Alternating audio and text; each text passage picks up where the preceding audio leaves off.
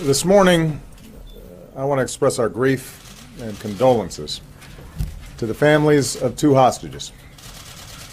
One American, Dr. Warren Weinstein, and an Italian, Giovanni Laporto, who were tragically killed in a U.S. counterterrorism operation.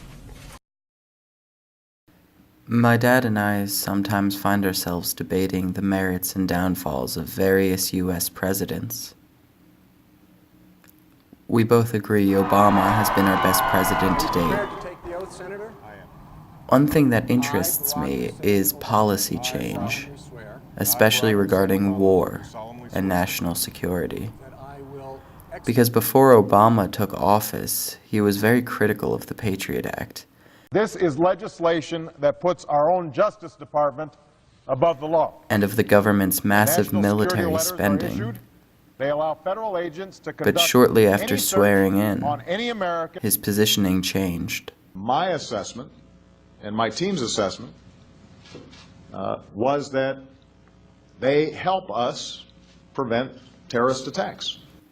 A common thought on why this is the fear of God theory.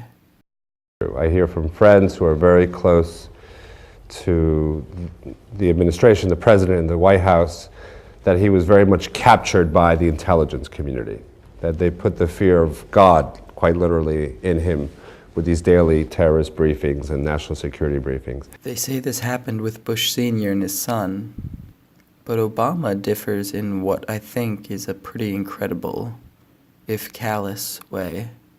And in the New York Times, you hear the story about how the president himself would agonize over the dossiers of who would be on these kill lists.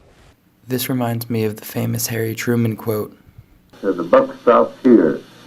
For ultimately, the buck stops with me. The buck stops with him in every quintessential way.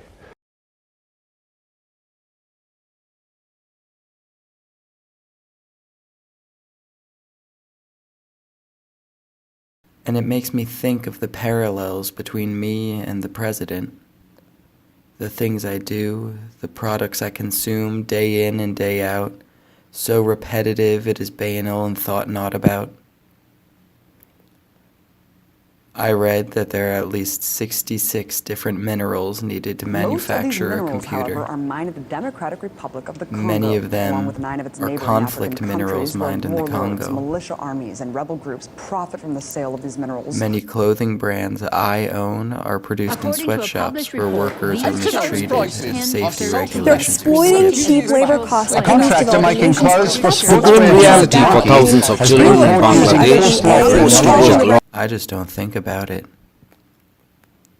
But does the buck stop with me?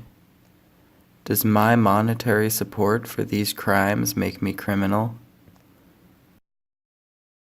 There's a famous poker phrase that inspired Harry Truman.